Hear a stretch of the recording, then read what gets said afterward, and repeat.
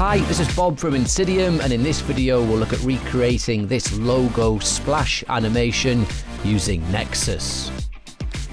And here's our logo splash scene. We'll look at the techniques that were involved to create this animation. So we see we've got this splash of particles coming out from our logo here, and then they kind of join and start rotating around that logo, and then we get a blast and they all blast away outwards. So it's a really nice look and actually very easy to set up, and a system which you're going to see is very easy to art direct because we're using the GPU and we're going to get such amazing viewport performance. But this is the basic look. We've got our logo, it blasts out water, it collects and starts rotating and then blasts outwards.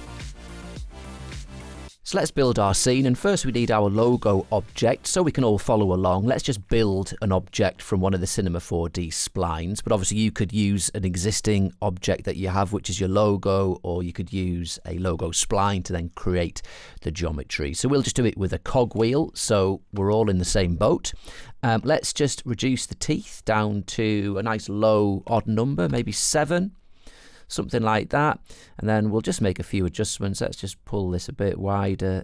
Let's increase this inner spline here, this inner radius, and look, that's going to do. We don't need to mess around with this too much.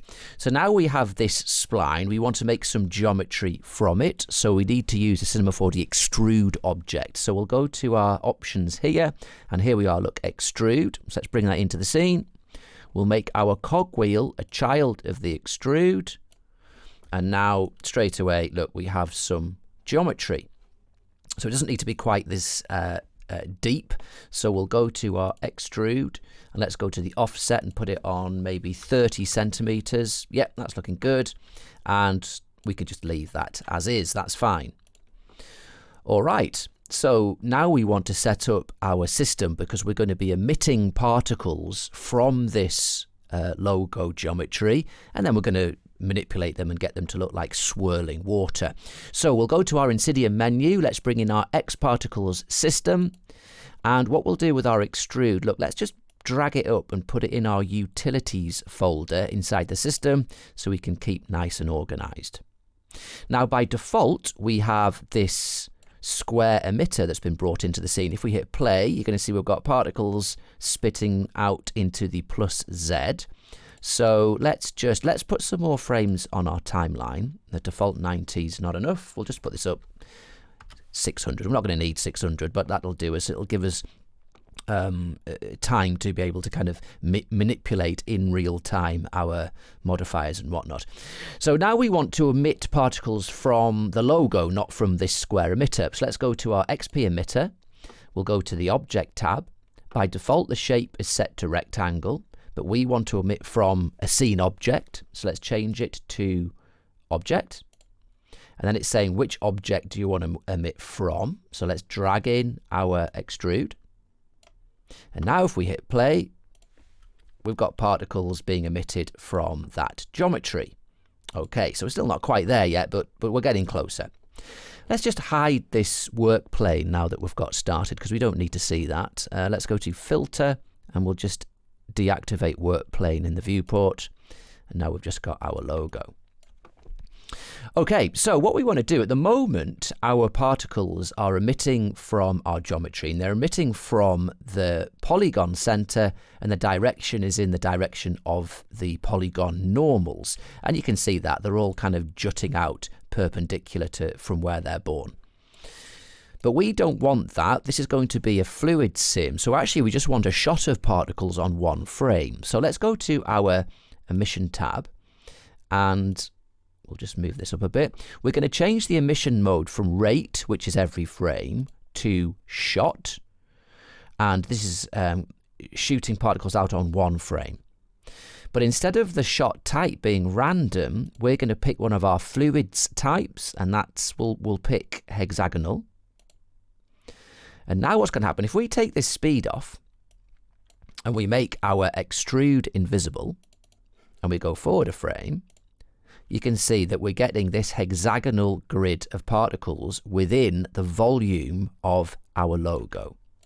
So what hexagonal does is it packs in the particles within this hexagonal grid, and the amount of particles are dependent on the radius. So obviously if you've got bigger particles, you can fit fewer in that grid, but if you've got smaller, you can cram a lot more in. So look, if we put this down to 1 centimeter radius, we're going to have loads more in there. Look at those particles born within that grid. That's what we want. So now that we've got lots more particles in the scene, this particle display type of squares, the particles are a bit big and they're all overlapping and we can't really see what's going on. So let's go to our emitter display tab, and we'll change the editor display from squares to, let's go to dots. Okay, so now we've got our dots, and we'll change the color. Let's just give us a little bit more room on the width here. We'll change our color from single color blue to gradient parameter. And this means that we can map the color of our particles according to a particle parameter. So it's saying at the moment, look, by default it's set to particle age. So it's saying that when particles are first born, they'll be dark blue, and as they get older, they'll turn white. So let's just see if that happens. Yeah, so they're being born dark blue, and they're gradually turning white over the duration of our scene. That's not what we want. We want to map them to, well, a good gradient parameter to choose when you're doing fluids is to map a gradient to the speed of the particles. So let's do that. We'll change it from age to speed. And now it's saying particles that are traveling at 0 centimeters per second will be blue, and particles traveling at 100 centimeters per second and above will be white, and anything in between will be any color from this gradient. So let's just put this up to say, I reckon our particles are going to be going at about 200 max, just as a guess. At the moment, they're stationary, so they're all just the blue color. All right, but when we start getting movement, they'll start changing their color dependent on how fast they're going. Right, so now we've got that sorted. That's looking good. Let's go back to our emitter emission tab, and we can actually add a bit of speed now. Let's put, say, 110 speed. And now they're going to be bored on that first frame, and they're going to fire outwards. So that's the start of what we want. But we want them to start behaving in a more interesting way than just spreading outwards, and we want them to start acting like fluid particles.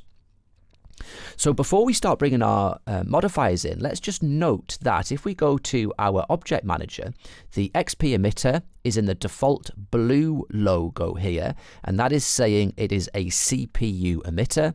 And the reason it's a CPU emitter is we've brought in no Nexus modifiers. When we do bring in our Nexus modifiers from our Nexus menu here, this will automatically turn orange, which switches it to a GPU operating emitter. So that's a completely automated process.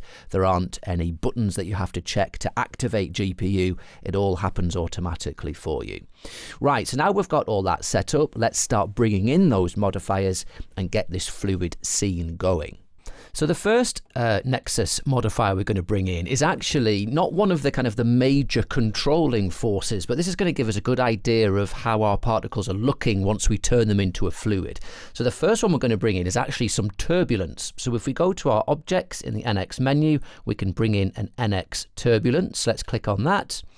And the noise type by default is set to simplex, which is just like a basic noise, which will give us some nice turbulent movement. Look, you can see it moving there.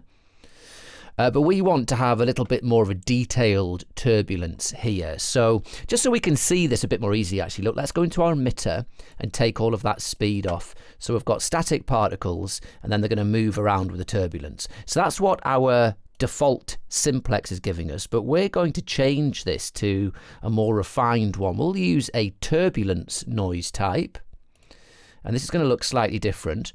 And with this, what we're able to do is we can have some nice big swirls. So let's increase this scale so we get some big curly swirls. Yep, something like that.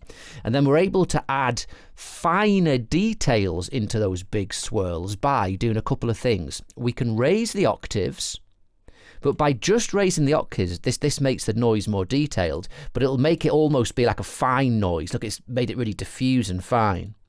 But if we then, with these larger octave amount, if we then reduce the persistence, what this is doing is it's kind of the strength of each subsequent octave is tailing off more quickly.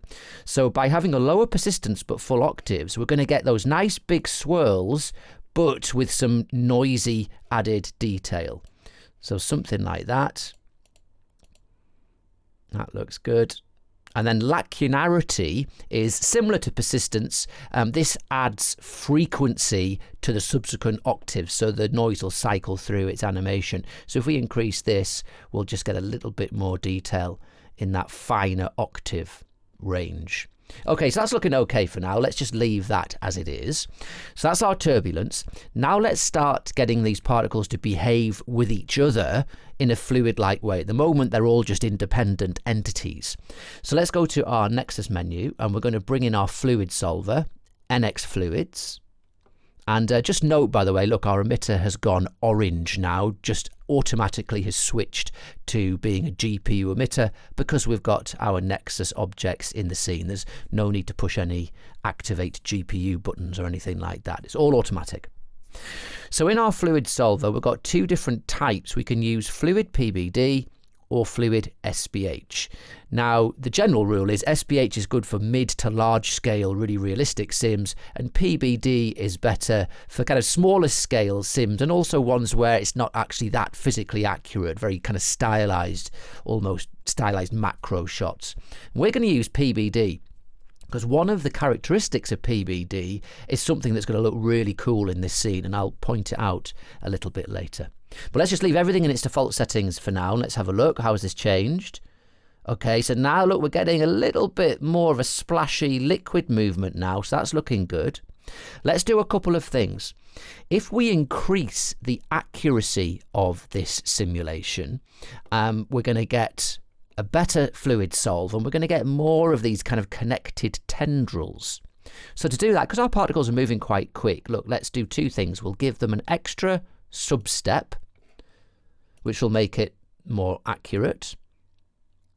And also, let's increase the minimum density iterations it uses per frame, per step, to work out the fluid density value of all of these particles. So if we put this up from the default 1 to, say, 4, you're going to see a similar look, but we're going to have loads more tendrils. Yes, look, it's really staying together and looking very interesting. And these tendrils are classic kind of fluid PBD simulation looks. This is PBD gives us these really nice fluid tendrils without really doing anything. So let's leave this like it is for now. That's our fluids and our turbulence.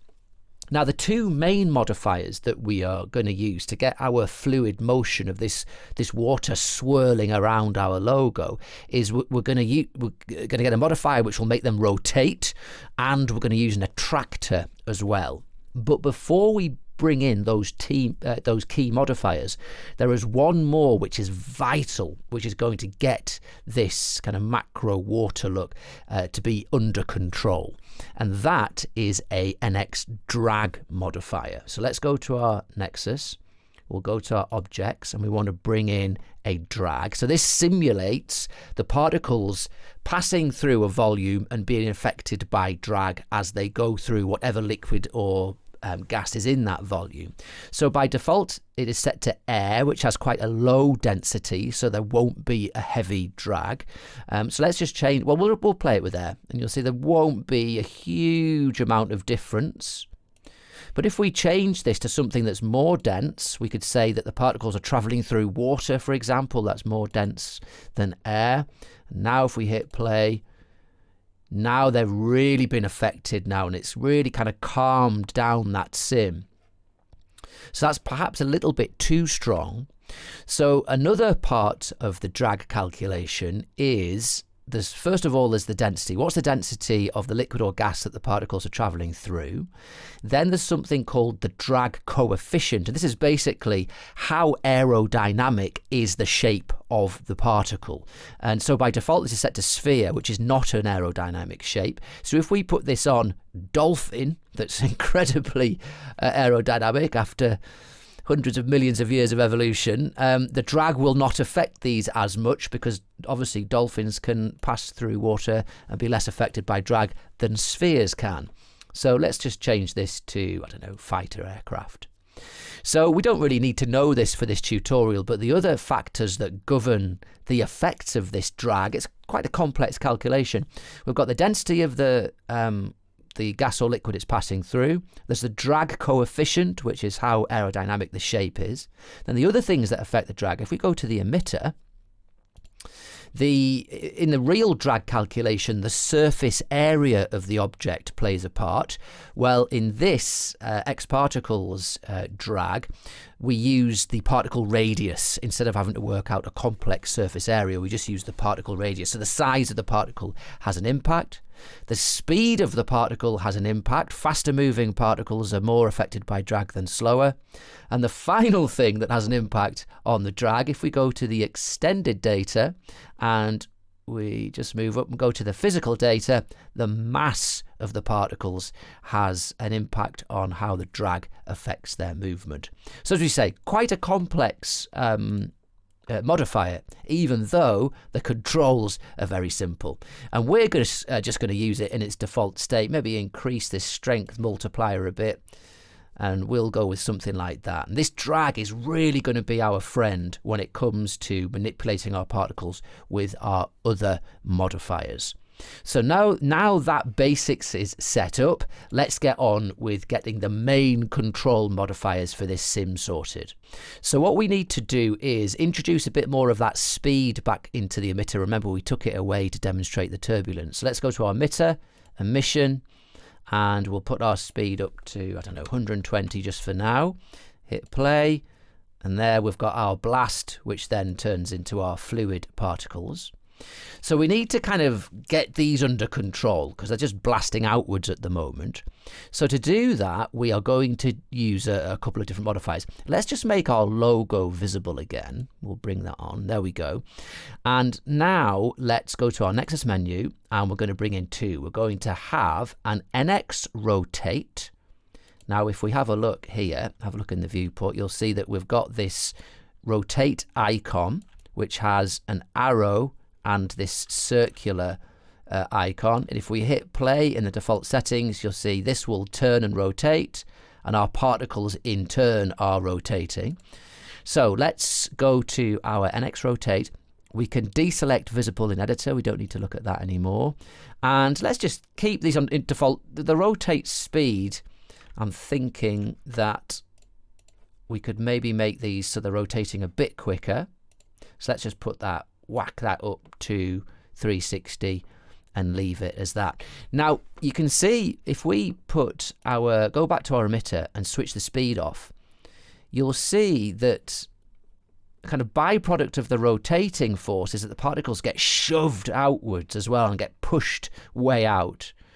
And so there's one setting in our NX rotate that is there to kind of counteract that. So it's an attraction force which tries to pull them back in towards the center of the modifier. And that's fine, but actually we want a little bit more control than just one slider for attraction. So instead of relying on this to attract those particles back, we're going to use an NX Attract Modifier, which has loads of its own controls. So let's go to our Nexus menu. And this time we're going to bring in an NX Attract. And we can see, look, it's attracting to this central point in our viewport. Let's just make that visible in editor, just disable that because we don't need to see it. And we'll just leave it in its default for now. And let's see what's happening. So the particles have their speed. They're getting shot out. Let's put that speed back on, 120. The rotate is making them rotate and actually be forced out further, but then the attract is going to try and pull them back in. And look, you can see they're all kind of fighting against each other to come into this swirling motion. And this isn't really working how we want it. It looks pretty cool, but it's not quite right yet. So the way we're going to get our attract and our rotate to be able to kind of adjust how their push and pull qualities are working, we're going to use fields with them. So first of all, let's do our attract. We'll set up this attract field. And what we want to do is, well, let's just bring the field in first and then we can explain. So in our Attract object, let's go to our fields and we're going to bring in a spherical field. And here we can see it in our viewport. Let's go back to the first frame. Now, if I just make this a bit bigger, what this is saying is if the particles are within this inner sphere, they will have 100% of that attraction force. And as they move out, that attraction force will lessen until they escape it completely and there's no attraction force at all. Well, actually, we want this to work in exactly the opposite way. We want there to be no attraction force whilst they're in this middle bit, but as they stray out, they start getting pulled back in. So all we need to do is invert this spherical field. To do that, let's go to the field itself, go to the Remapping tab, and look, we have an Invert button here. So let's click that. And now we've got the reverse. There's no attraction inside here. And as the particles move their way out, there's going to be more and more attraction. So let's just have this almost hug that logo. We'll reduce this one and then bring this back out. So now they're allowed to get out, but then they're attracted back. Okay, so it's still not quite right, but we're getting there. Okay, so now let's go to our NX Attract, and the acceleration's a little bit quick. So when they're kind of turning to then come back to the attraction point, they're accelerating up to the speed limit very quickly, and that's a bit too much. Let's put this down to say 150. We may even reduce the force, but let's just have a look at that. There we go. That's looking good. Now the rotate is still pushing them out a little bit, isn't it? So let's leave our attract as it is for now, and let's now apply a field to the strength of our rotate modifier to give us a bit more control. So we'll go to the NX Rotate, let's go to the Fields tab, we'll bring in a spherical field, and this time we want it to be in its standard. We want to have full power rotation when the particles are emitted, and we kind of want to make this quite big, and we want that rotation to then kind of tail off as they come out. So let's try something like that. That's looking pretty good. We can maybe reduce it slightly. And now we've got this going, let's go to our Turbulence, to the Object tab. We haven't got much turbulence here, and now we've got all of these different forces pushing and pulling. We can afford to have a much stronger turbulence force here to break up these clumps. That's looking good. Let's try from the beginning. So now you can see we're really starting to get that look that we want with some really nice splashing. That's looking very cool indeed. Let's go back to our drag. Now you can see the importance of our drag modifier now. If we switch off our drag and hit play, you're going to see that it looks okay, but it's just a little bit out of control. Maybe a look that you want, but for us that's a little bit out of control for my eyes. So let's just pause that. We'll reintroduce the drag, but we're just going to reduce the strength of it so it's not quite as hasn't got quite as smoothing effect on our fluid. So that's looking really nice. Now we're getting a little bit at the beginning of our sim, we're getting a little bit of object intersection here. So let's just have a look at how we might get remove that. We'll go to our spherical emitter for our rotate, and we can increase the power of the rotate just by enlarging this a little bit. So that's going to help a little bit from getting it in the middle. Yeah, that's looking good. That's looking better. Nice. Now perhaps let's just lower it a little bit, but increase it here so we get more of a fall off. Let's try again.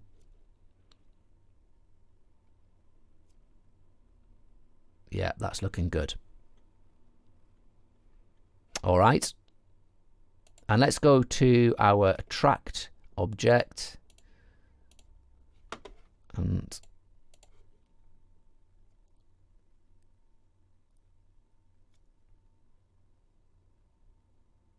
Okay, so I think we're looking good with these settings. So now let's have a look at setting up some collisions. If at the moment you'll see that our geometry is emitting our particles, but they're just kind of traveling through it. And obviously that's not what we want. It'd be nice to get some of these particles to kind of bounce off it or even get trapped in the middle. So we need to put a collision tag on this geometry so the particles can interact with it. So let's go to our extrude, tags, INSYDIUM tags, and we'll put an XP collider on there. And let's just leave this, we don't want a lot of bounce. Let's leave it at that and see. So now these particles, if they do hit our geometry, they'll then bounce off it. And look, we've got a few trapped here. Okay, and that's just going to give us a little bit more realistic movement. So that's looking cool. And let's just go to our turbulence. And I'm just going to reduce the persistence and increase the strength of this up to maybe 14. Maybe actually increase that persistence so we get a bit more fine detail to break it up a bit. Yeah, that's looking good. Excellent. So you can see it's a bit of a push and a pull act here because we want our modifiers to make our particles behave in different ways and get this nice kind of sloshing and splashing.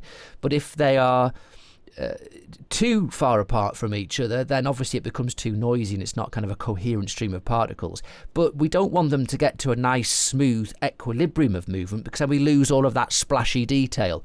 So you need to play around with your fall-offs and with the strengths of your modifiers to get those looks that you want. But this is, I'm very pleased with this. This is looking really nice. What I'm going to do is just go to our fluids settings, and we've got pretty high. I'm going to try reducing my substeps here, and with fewer substeps the movement of the particles is going to be less accurate, and I think that may give us a more splashy look. Yeah, look, we're getting more kind of breakage with fewer substeps in that calculation, so that's looking nice. And what we're able to do as well is we can make adjustments to the liquid qualities here. So we could maybe put the viscosity up a little bit to make it a bit more of a gloopy liquid.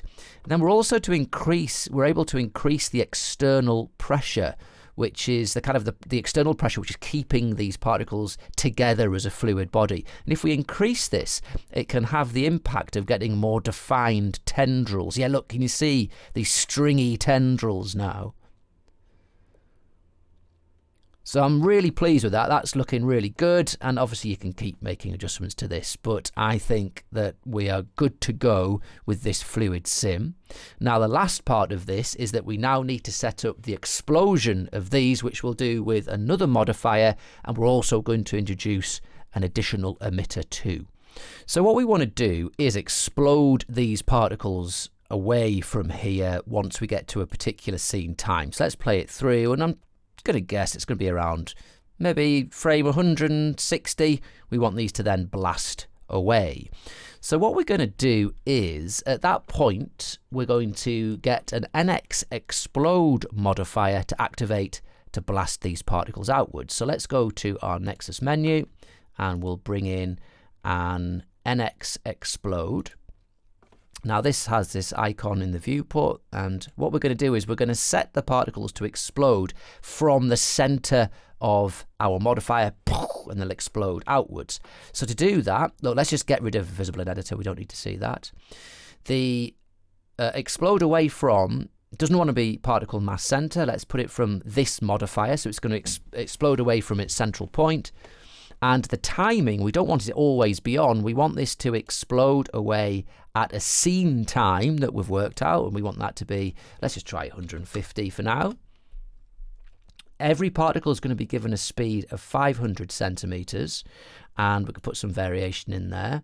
And if we hit play now, you're going to see this, and not an awful lot is going to happen. So they're all rotating around and looking really swooshy and cool. We get to the time, bit of an explode, and then the Attract Modifier brings them back in, and they're trying to get back to that equilibrium that they had.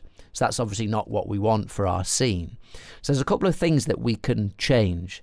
First of all, set speed at start only is checked on by default. So that means that when the explode goes off, the particles are given this speed, but only once, and then all of the other modifiers will then start affecting that speed. We want them to be given the speed the whole time, so they just fire outwards.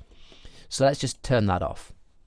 And then we also really want to disable all of these modifiers once we get to that point. So look, let's go to frame 149 in our viewport. Here, I'm going to set some keyframes. So we'll go to our Attract. Let's hit keyframe for force and acceleration. And then we'll go forward a frame to frame 150. And then let's put both of those on 0 and add new keyframes. So we've got rid of all of that power of our Attract. Let's go back a frame. We're also going to go to our Turbulence. And again, so we're on frame 149 here. Let's add a keyframe for strength. Go forward a frame. And then put that down to 0.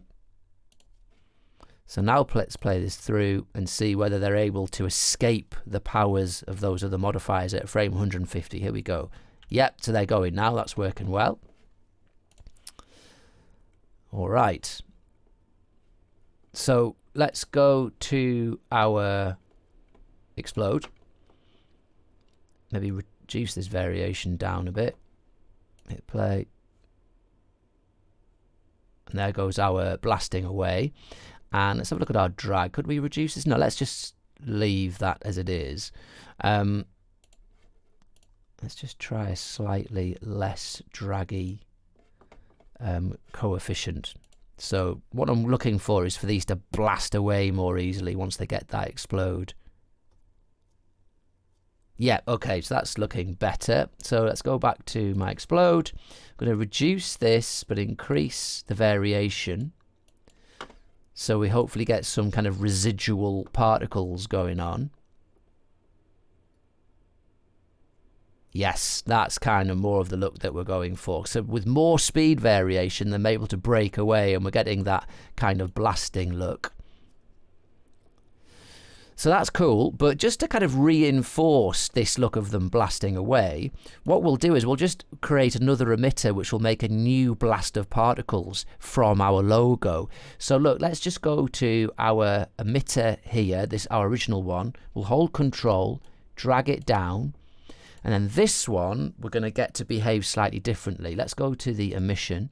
Instead of, we can keep everything the same, but instead of the shot time being 1, we want this shot time. We might adjust this, but let's just try it on 150 and maybe increase the speed a bit and add a bit of speed variation. Let's see how this looks. Now we might need to make more adjustments here, but here we go. And here comes the blast. Yeah, that looked pretty cool. We could maybe have that slightly earlier. So we get this first kind of blast from the middle, just a frame before we get the explode. Let's have a look. No, that's, oh, I put the wrong, look, I put 159. 149 is what I was going for. Let's have a look. We want it to be just before, we want them to emit the new particles just before the explode moves them all. We might need to go, yeah, we could even go earlier, look, couldn't we? Let's go 145. Have a go with that. Here we go, and then bang. Very nice. And then we get this bit of rotate still going on, which makes it kind of a coherent sim. That's looking excellent. So obviously you need to just art direct this how you need it to work in your scene. But there we have got the rig to create our logo animation. So we've got our swirling water making its way around, and then whoosh, explodes out, revealing just the logo. And that is an example of how we can layer up all of these different Nexus modifiers and use an nxFluids to create an easily art directable scene because we're getting such good viewport performance.